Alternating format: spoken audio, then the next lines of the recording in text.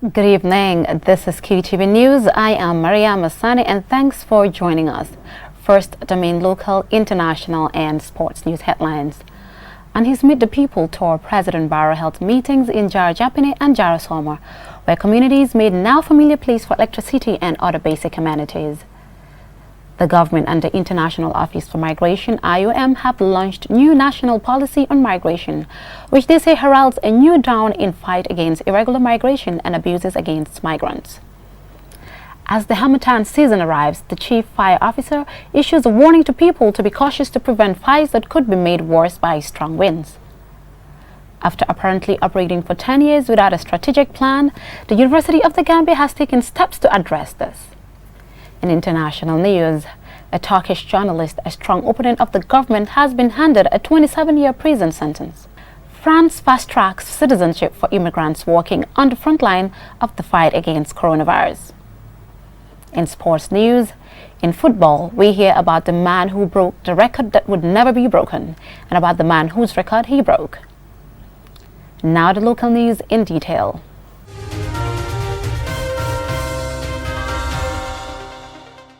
The president held meetings on Tuesday in Jara Japine and Jara Somar, where roads, water and electricity has stopped the concerns of the people as they appealed for the government's intervention. As Aliu Sisa reports, the president will return to Banjul on Thursday at the end of his first leg of the tour.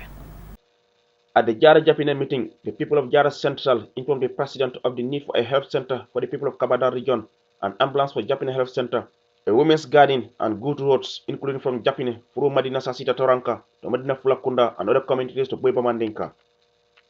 They promised the president of a landslide victory for the NPP party in Jara Central as they applaud what they describe as the numerous developments. At this meeting, Honorable Keba Jallo, GDC National Assembly member for Jara Central, confirms defecting to the president's National People's Party. Hande minen fof mboɗon les Allah mboɗon ɓawa Allah mboɗon ɓawa NPP, Your Excellency. From Japine, the president arrived in Jara Somar, where he was accorded a rousing welcome leading to the meeting at the Somar Lower Basic School.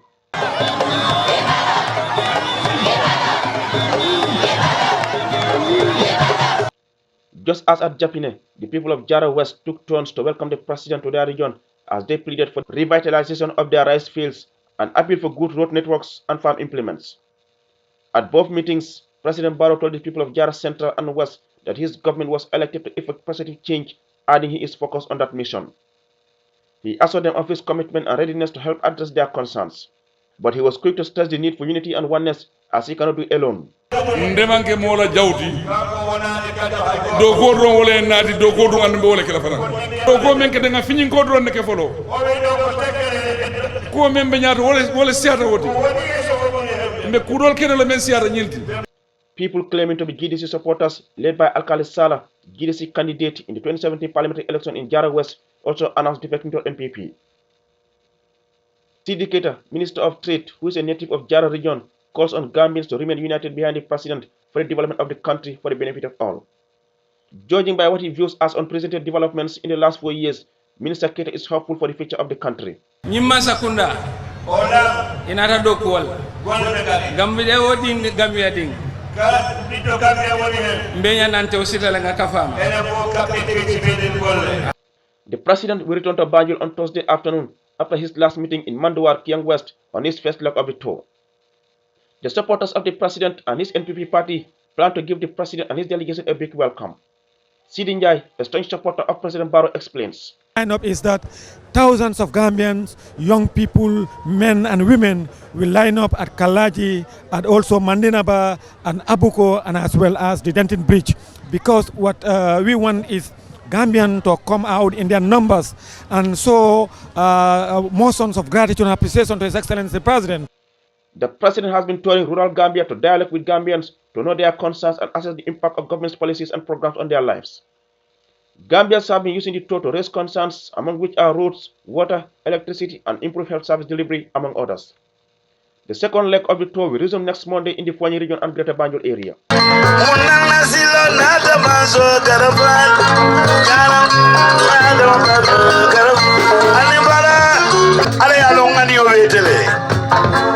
ngani wala be anu ngani obe nya wala nyama wallahi o damba Reporting for Qtv News from Jara Soma in the Lower River region, I am Aliou Cisse. The Ministry of Interior, in partnership with the International Organization for Migration, IOM, on Wednesday launched the National Migration Policy, which is expected to come into force next year. Answana Esonyasi reports. Officials say the launch of this new national policy on migration heralds a new dawn in the fight against irregular migration and abuses against migrants, especially in the Gambia and Africa at large. Fumiko Nagano, IOM Chief of Mission in the Gambia, says this is an important milestone as the Gambia has now achieved target 10.7 of the Sustainable Development Goals, which is widely considered as the most important indicator on migration under the SDGs. Going into the true significance of the policy, I am sure you have all come to recognize IOM's line by now that migration, if properly managed, contributes positively to the socio-economic development of countries and communities in all stages of the migration cycle. She adds that the quest to make migration dignified has been made even more pressing, considering the evolving challenges on migration management and the vulnerabilities migrants encounter. However, she commends the Gambia government for continuously demonstrating the political will to develop and institute good laws on migration. Yankuba Sonko, the Minister of Interior, expressed gratitude to the IOM for their continuous support to government projects and programs on migration, and he gave an assurance of the Borough Administration's commitment to enforcing the new policy, which he described as a very progressive policy document that will adequately guide government in their drive to addressing challenges and curbing irregular migration. The National Development Plan recognizes the challenges of migration within and outside the Gambia and focus on its benefits for national development. Ladies and gentlemen, in line with the guidelines provided by the African Union to its migration policy framework for Africa, and considering the different regional instruments on migration, especially the ones implemented within the framework of ECOWAS, the government of the Gambia hereby affirms its commitment to all existing international and national instruments, principles, and standards related to migrants. Irregular migration remains prevalent in the Gambia. According to the IOM, over 35,000 Gambians arrived in Europe by irregular means between 2014 and 2018. However, with the launch of this new policy document and support from partners, authorities hope that many of the challenges will be addressed. Answane Sonyasi for Qtv News. As we welcome the Harmattan season, the Chief Fire Officer of the Gambia Fire and Rescue Services, Lamin Sanyang, has issued a warning to the people to be cautious as it is one of the seasons that many incidents are reported across the country. He made these remarks during an exclusive interview with QTV's Babukarsi. Here is the report. Dozens of fire incidents were reported this time last year, with many families losing their belongings and livelihoods.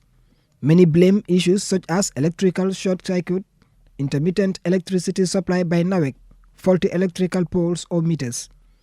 Bushfire have become rampant in most parts of the country, especially in rural Gambia. According to fire experts, this is because of the strong Harmattan winds that aggravate flames leading to disaster. The Deputy Chief Fire Officer Lamin Sanyang acknowledges that this time of the season is always hectic for them, and thus people need to take proper care to prevent fires.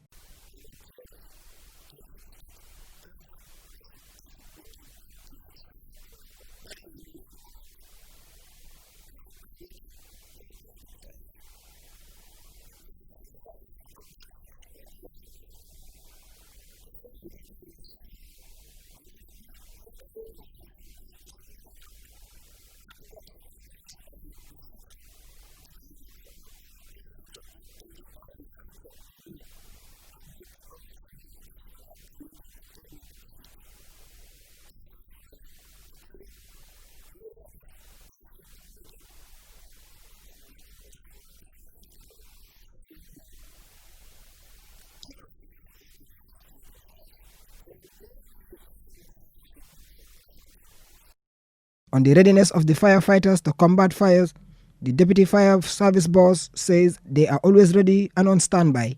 However, the main challenge is the unavailability of the required equipment to execute their work properly.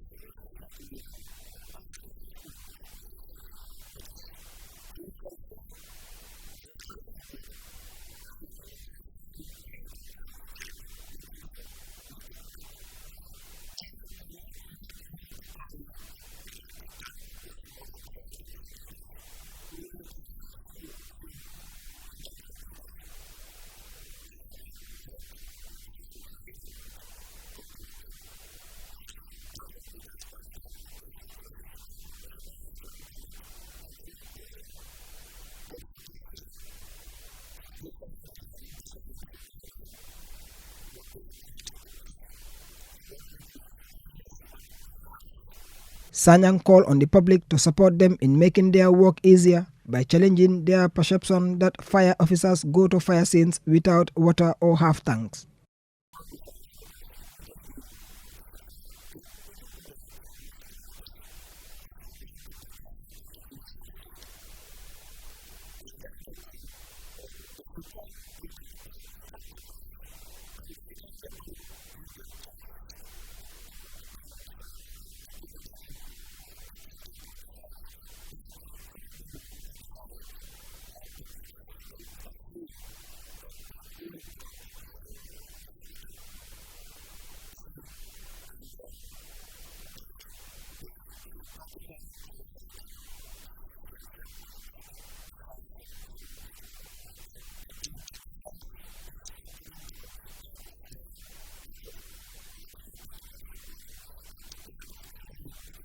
Lamin Sanyang, who joined the Gambia Fire and Rescue Services in 1984, said the only time he remembered the Gambia government ordering a fire engine truck was during the last government, which were meant for the airport. All the other fire engines used by the fire service officers are donated by partners, especially the Avon Group in the United Kingdom. Following our interview with the Deputy Chief Fire Officer, we decided to do some further investigation into the resources constraint facing the fire service. Our findings have revealed that a brand new firefighting engine cost around $25 million, which, according to a reliable source who wished to remain anonymous, this is more than the entire Gambia Fire Service yearly budget. Babu Karsi, QTV News. We will take a short break, and still to come, we have local, international, and sports news when we return.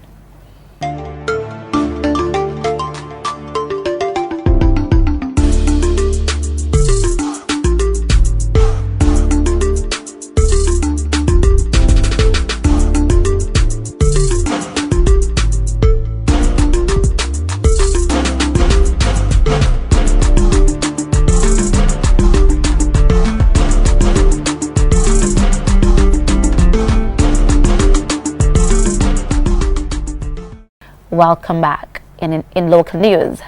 When QTV heard about a spate of fire, we had intended to speak to the fire service to find out more. As things transpired, we were alerted to a fire incident in the capital, Banjul, which left a house and a shop burned to ashes. According to the locals, the fire incident started from the electric meter. Babukar went to find out more. According to the locals and the family, the fire started around 9 a.m. on Tuesday, when the electric meter made some strange noise and later sparked into flames, fire which caught the ceiling. Ndai Maridrame tells us what this means.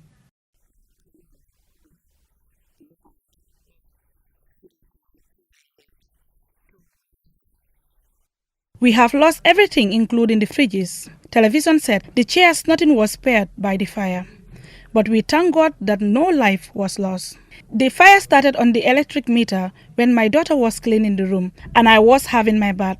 When she called me and I came out of the bathroom, the fire has already started and caught the ceiling. Ndai Mari's sister, Fatu Wilson, said she was at the ferry terminal when she received a call that the house was on fire.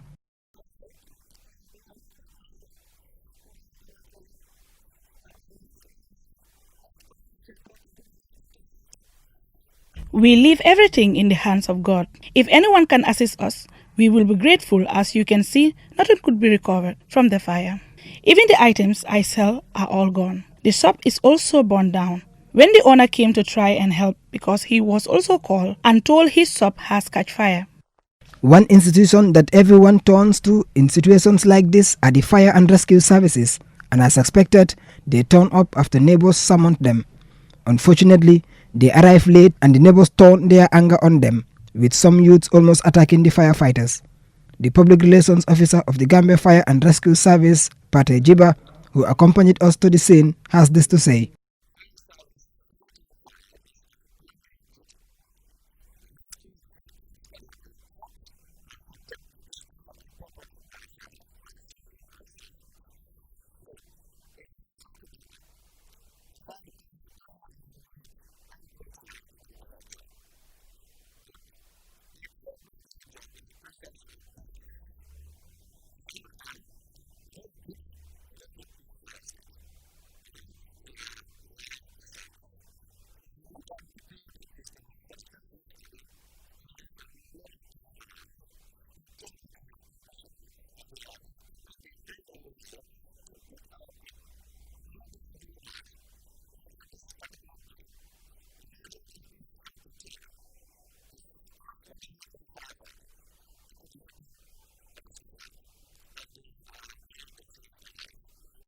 The fire service spokesman said the delay to the incident was not their fault, as many don't even know this fire service number and would have to make their way to the station to call them. And also, sometimes before they reach the place, they struggle due to being informed late or poor road network.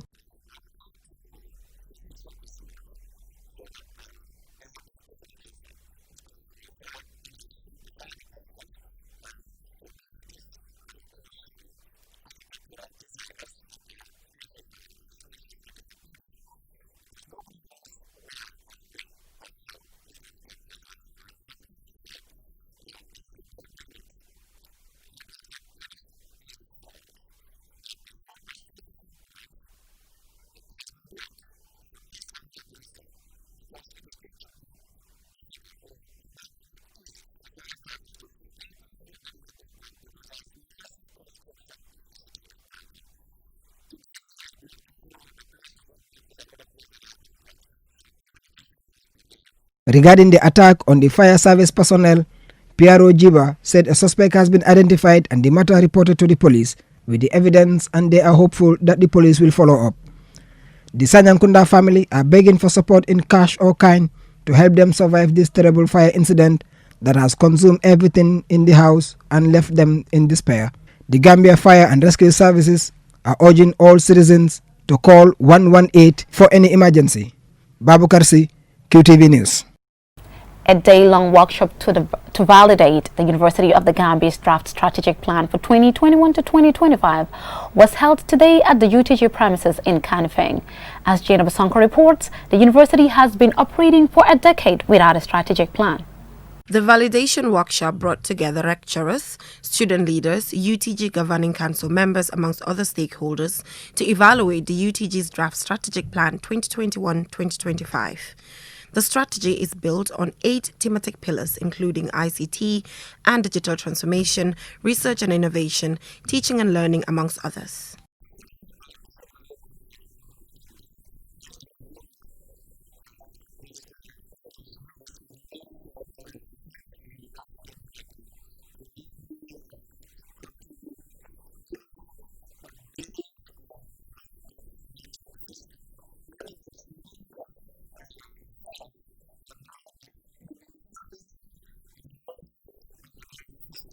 For the past decade, UTG has been operating without a strategic plan. Officials of the university say they will seek to monitor performance towards the institution's strategic goals annually, using a series of key performance indicators from 2021 onwards.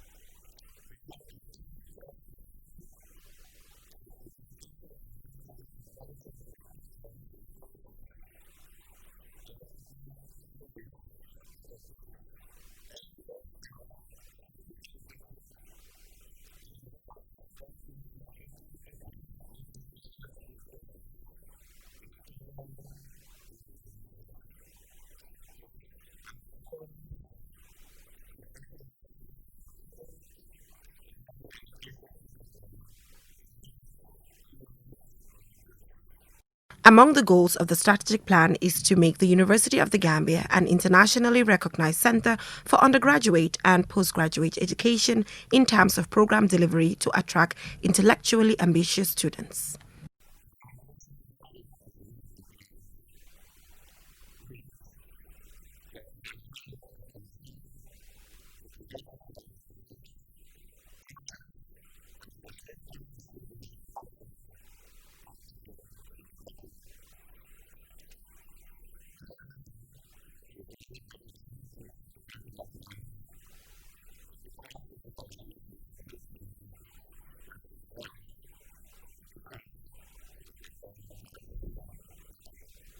At the end of each year, the University of the Gambia will prepare an annual report to measure and report on each of the key performance indicators. Reporting for QTV News, I am Jenna Basonko. We will take another commercial break, and the news continues with international and sports news.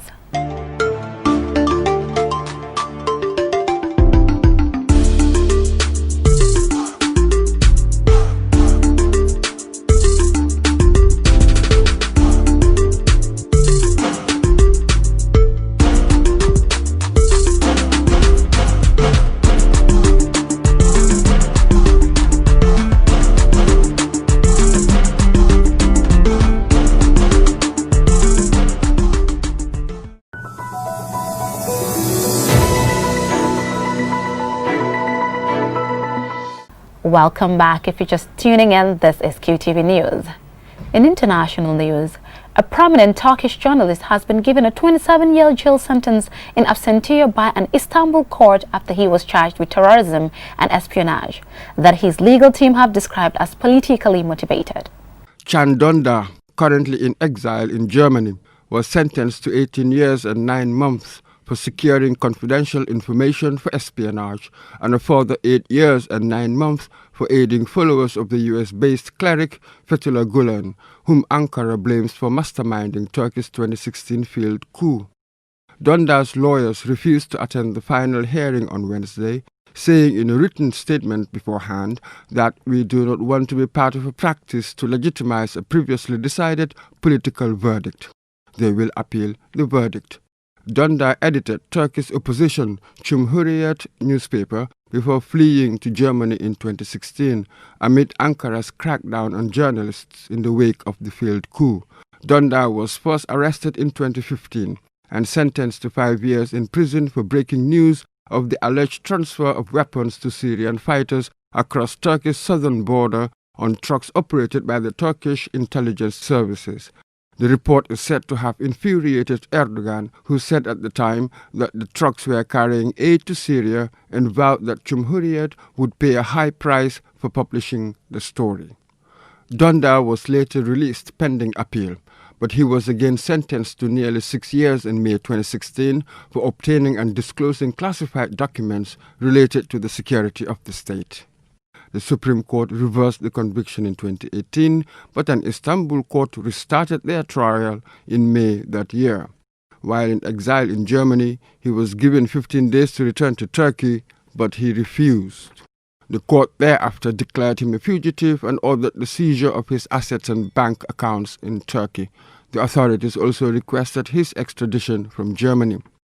Dündar is a vocal critic of the Turkish president, Recep Tayyip Erdogan, and is one of the most well-known of thousands of Turkish journalists, politicians, academics, lawyers and civil servants who have been swept up in the Turkish state's crackdown on dissent in recent years. Critical media outlets have either been closed down or bought by people with links to Erdogan's ruling Justice and Development Party. Almost half of Cumhuriyet staff have been jailed. According to the Committee to Protect Journalists' annual global report, Turkey ranked second behind China among the world's top jailers of media workers. 37 journalists have been arrested in 2020. In an interview with the UK's The Guardian newspaper, Dündar said, "I am not in jail in Turkey anymore, but my wife and I have still paid a very heavy price. Everything I had is gone. After 40 years in journalism, we have to start again. That's the price we have to pay for defending the truth." For QTV News, this is Mohamed Mbouch. Hundreds of immigrants in France working on the coronavirus frontline have had their service to the country recognized with fast-track citizenship. More in this report by Babukar Sise, which is narrated by Mumudulamin Choi. The Frontline Migrant Citizenship Initiative was first announced in September. 74 people have already been granted a French passport and another 693 are in the final stages. The Interior Ministry invited residents helping with efforts against COVID-19 to apply for quicker naturalization. 2,890 people have applied so far. They include healthcare professionals, cleaners, healthcare workers, checkout staff and shop workers. Frontline workers around the world have been exposed to COVID-19 at a high rate, with many dying from the disease, including doctors and nurses. France is among the top countries affected by coronavirus infections, with more than 2.5 million confirmed cases and over 62,000 deaths. The Junior Minister for Citizenship, Marlène Schiappa, has said that the immigrants have proved their commitment to the nation and it is now the turn of the Republic to take a step towards them. In normal circumstances, a successful applicant must have been resident in France for 5 years, demonstrate integration into French society, and have a stable income. However, the authorities have said frontline COVID workers must only live in France for 2 years to be eligible for citizenship in recognition of their service. In 2018, French President Emmanuel Macron awarded French citizenship to a Malian man, Mamadou Gassama, after he was dubbed Spider-Man for climbing 4 stories on the exterior of a block of flats in 30 seconds to rescue a 4-year-old boy who was hanging from a balcony.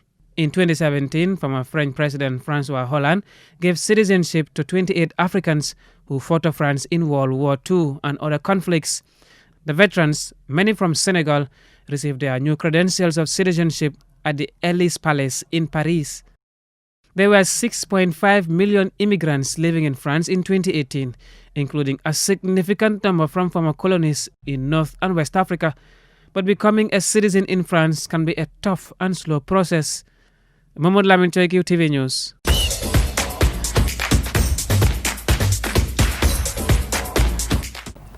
And now some sports news. For years, it was described as the record that would never be broken, but now it has been. Pele scored an unbelievable 643 goals for a single club. In the last few days, Lionel Messi equaled and then overtook that record. In this special report, we look at the careers of these two remarkable men. Messi scored his first goal for Barcelona in 2005 and scored his 644th goal for the club during his side's victory over Real Valladolid on 22nd December to break Pele's record of the most goals scored for one club. Brazilian legend Pele's record had stood since 1974 when he left his boyhood club Santos, whom he joined in 1956, age 15. As a sign of what was to come, Pele scored on his debut, bagging the first goal against rivals Corinthians in a 7-1 victory. Pele went on to get those 643 goals over 19 seasons for Santos between 1956 and 1974. Along the way, he picked up lots of accolades and titles, including scoring 1,000 career goals. Messi has also racked up a string of records along the way, including winning titles and scooping the Ballon d'Or, the annual award for the world's best player, a record 6 times, one ahead of his great rival Cristiano Ronaldo. Ronaldo is the contemporary player against whom he is frequently compared. Unlike Messi, Ronaldo is already with his 5th club. The comparisons were even more frequent when they both played in Spain. However, Ronaldo was there for only 9 seasons and still has the remarkable record of having scored more goals, that's 311, than the number of matches he played in, 292. 6 years ago, on 22nd of November 2014, in his 9th season with Barcelona, Messi netted his 253rd goal in the league to surpass the legendary Telmo Zarra of Athletic Bilbao. Incidentally, the only team in Spain that spells itself the English Athletic rather than the Spanish Atletico. Messi also has the record of having finished top of the scoring charts in Spain, having done so 7 times. Yet, he still has many more records and accolades to chase. He has never won the World Cup with his national side. And Manchester United's Ryan Giggs, with 36 major club trophies, has 2 more than Messi for a single club. In addition, Giggs has 13 league titles to Messi's 10. Messi may not overtake Giggs if recent events are anything to go by. In August this year, he said he wanted to exercise a clause in his deal allowing him to leave Barcelona on a free transfer, but the club refused, saying his €700 million release clause had to be met first. It appears he may well leave the club at the end of the current season.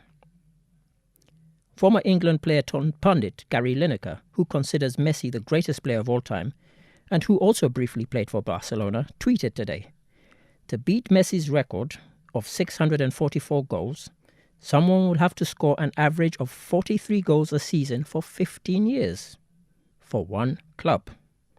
Considering Messi is still playing, that may well be a tall order."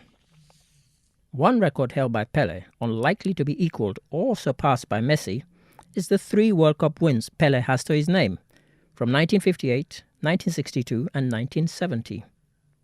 Already, some, including Lineker, are saying that this latest feat by Messi is another record that will never be broken.